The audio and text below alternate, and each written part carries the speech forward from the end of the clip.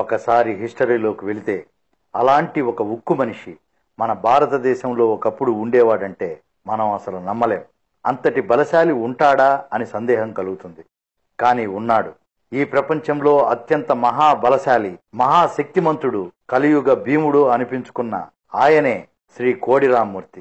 ఆయన గురించి ఈ ఎపిసోడ్ లో తెలుసుకుందాం. ఈ వీడియో మీకు నచ్చినట్లయితే లైక్ చేయండి లేదా షేర్ చేయండి. రెగ్యులర్ అప్డేట్ వీడియోస్ కావాలంటే మాత్రం నా ఛానల్ ను తప్పకుండా సబ్స్క్రైబ్ చేయండి. అది 20వ శతాబ్దము తొలి దశ. స్పెయిన్ దేశంలో ఎద్దుతో పోరాడే ఆట అంటే బుల్ ఫైట్ జరుగుతూ ఉంది. ఇది స్పెయిన్ లో చాలా ప్రసిద్ధమైన ఆట. కానీ ఈ పోరాటపు ఆట చాలా భయంకరంగా, అతి క్రూరంగా ఉంటుంది. అది ప్రాణాలు పణంగా పెట్టి ఆడే క్రీడ. మనిషో లేక ఎద్దో ఎవరో ఒకరు ప్రాణాలు పోగొట్టుకోవడం ఖాయం. అలాంటి పోరులో అసలు ఎలాంటి అనుభవం లేని కోడి రామ్మూర్తిని పాల్గొనమన్నారు. అతను సరే అన్నాడు. బరిలోకి దూకాడు. అంతే, తన పదునైన కొమ్ములు ముందుకు వంచి బుస కొడుతూ బరిలోకి దూసుకొచ్చింది భారీగా పొగరెక్కిన స్పెయిన్ బుల్. అది సుమారు 10 మంది బలమైన మనుషులు మూకుమ్మడిగా ఒక్కసారి బంధిస్తే కాని దాన్ని ఆపలేరు. కాని దూసుకుని వస్తున్న స్పెయిన్ బుల్ కొమ్ములను కోడి రామ్మూర్తి వడిసి పట్టుకున్నాడు. కోడి రామ్మూర్తి బలం ముందు పొగరెక్కిన స్పెయిన్ బుల్ కి పొగరు దిగిపోయింది. దిమ్మ తిరిగి బొమ్మ కనిపించసాగింది. క్షణాల్లో దాన్ని క్రిందకు పడదోశాడు. అంతే, అది మళ్లీ తిరిగి లేవలేదు. వేలాది మంది ప్రేక్షకులు హర్షధ్వానాలతో ఆ స్టేడియం మార్మోగిపోయింది. అంతేకాదు, కోడి రామ్మూర్తి తన ఛాతికి చుట్టి కట్టిన ఉక్కు గొలుసులు ఊపిరితిత్తులలోకి బలంగా గాలి పీల్చుకుని కండలు బిగిస్తే ముక్కలైపోయేది. ఛాతి మీదకు ఏనుగును ఎక్కించుకుని 5 నిమిషాల పాటు నిలిపేవాడు. 2 కార్లకు తాళ్లు కట్టి ఒంటి కాలితో ఆ తాళ్లను తొక్కి పట్టుకుని కదలకుండా ఆపేవాడు. ఇతను ఒంటి చేత్తో రైలింజను ఆపిన ఘనుడు. ఈ రియల్ హీరో కోడి రామ్మూర్తి గారు మన భారతీయుడు. అందున మన ఆంధ్రుడు అంటే మన హృదయం కాస్తంత గర్వంతో ఉప్పొంగుతుంది. అవును కదా? అందుకే ఆయనను మల్ల మార్తాండ, మల్ల రాజ తిలక్, జగదేక వీర, కలియుగ భీమ, జయవీర హనుమాన్, వీర Kanteerava, Indian Hercules, Indian Sandow వంటి బిరుదులను కూడా సొంతం చేసుకున్నాడు. సాధు పదవర్తి, సన్మిత్ర చక్రవర్తి, రమ్యతర కీర్తి శ్రీ కోడిరామమూర్తి అని విఖ్యాత నాటక రచయిత కాళ్లకూరి నారాయణరావు గారు శ్రీ కోడి రామ్మూర్తిని ప్రశంసించాడు.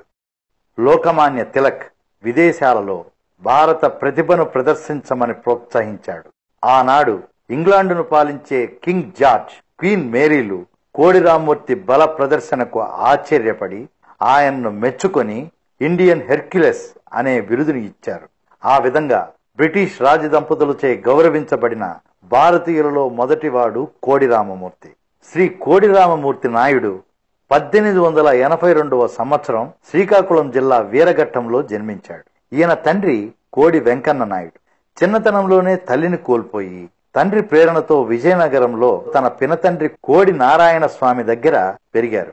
అక్కడే ఒక వ్యాయామశాలలో చేరి దేహదారుఢ్యాన్ని పెంచుకోవడంతో పాటు కుస్తీ కూడా నేర్చుకున్నాడు. తన 21వ ఏటనే కోడి రామ్మూర్తి ఛాతిపై 1.5 టన్నుల బరువు మోసేవాడు. తర్వాత 3 టన్నుల బరువు కూడా మోయగలిగేవాడు. మద్రాసు సైదాపేటలోని కాలేజీలో 1 సంవత్సరం వ్యాయామశాలలో శిక్షణ తర్వాత సర్టిఫికేట్ అందుకొని విజయనగరానికి తిరిగి వచ్చి తాను చదివిన హైస్కూల్లోనే ఫిజికల్ ఎడ్యుకేషనల్ టీచర్ గా చేరాడు. పొట్టిపంతులు అనే మిత్రుడి సహకారంతో విజయనగరంలో సర్కస్ కంపెనీ నెలకొల్పాడు. తుని రాజుగారి నుండి సంపూర్ణ సహకారం లభించింది. తక్కువ కాలంలోనే కోడి రామ్మూర్తి సర్కస్ సంస్థ పలుచోట్ల ప్రదర్శనలిచ్చి మంచి పేరు తెచ్చుకుంది. తెలుగు జిల్లాలో ప్రదర్శనల తర్వాత 1912లో మద్రాసు చేరాడు. అక్కడే చైనా, జపాన్ కళాకారుల సహకారం ఆయనకి లభించింది. పులులు, సింహాలు, ఏనుగులు, గుర్రాలతో కోడి రామ్మూర్తి ప్రదర్శనలు అందరినీ ఆకర్షించాయి. దానితో ప్రజలు తండోపతండాలుగా ఈ ప్రదర్శనలు చూడడం మొదలుపెట్టారు. భారతదేశం అంతటా కోడి రామ్మూర్తి పేరు ప్రతిధ్వనించింది.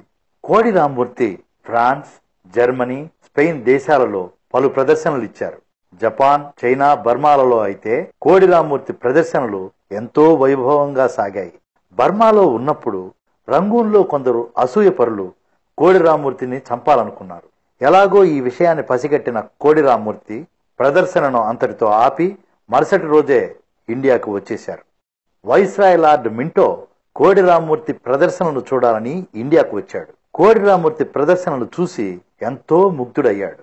లార్డ్ మింటో తానే పరీక్షించాలనుకుని కారులో కూర్చొని తన కారును ఆపవలసిందని కోడి రామ్మూర్తిని కోరాడు. కోడి రామ్మూర్తి కారుకు కట్టిన తాడును కాలితో తొక్కిపట్టాడు. అంతే, కారు 1 సెంటీమీటర్ కూడా కదలలేకపోయింది. ఈ సంఘటనతో వైస్రాయ్ ప్రశంసలతో పాటు ప్రపంచమంతా గొప్ప పేరును సంపాదించాడు.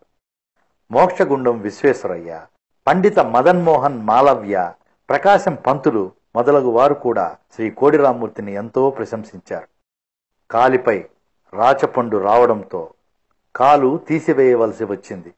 అంతటి శస్త్రచికిత్స జరిగినప్పుడు కూడా నొప్పి తెలియకుండా ఉండటం కోసం క్లోరోఫామ్ తీసుకోలేదు. ప్రాణాయామం చేసి నిబ్బరంగా ఉండిపోయాడు. తన చివరి రోజుల్లో పాట్నా క్యాపిటల్ బలంగీర్లోని కలహండి పరగణా మహారాజు సర్ రాజేంద్ర నారాయణ్ సింగ్ డియో పోషణలో జీవితం గడుపుతూ 1942 జనవరి 16న మరణించారు. ఏది ఏమైనప్పటికీ శ్రీ కోడి రామ్మూర్తి గారు కోట్లు సంపాదించారు. అంతకంటే గొప్పగా దాన ధర్మాలకు, జాతీయ ఉద్యమాలకు ఆ డబ్బును ఖర్చు చేశారు. తెలుగువారే కాక భారతీయులందరూ గర్వించదగ్గ మహనీయుడు, దేశభక్తుడు, కలియుగ భీమ శ్రీ కోడి రామ్మూర్తి నాయుడు గారు. ఇంతకీ ఓ గమ్మత్తైన విషయం ఏమిటంటే ఈయన పూర్తిగా శాకాహారి. ఆశ్చర్యం కలుగుతుంది కదూ. మరి అదేనండి, కోడిని ఇంటి పేరుగా పెట్టుకుని కనీసం 1 గుడ్డును కూడా తినకుండా అంత శక్తిమంతుడు అయ్యాడంటే బాప్రే, నిజంగా శాకాహారంలో ఎంత పవర్ ఉంటుందని నిరూపించిన మహానుభావుడు ఆయన.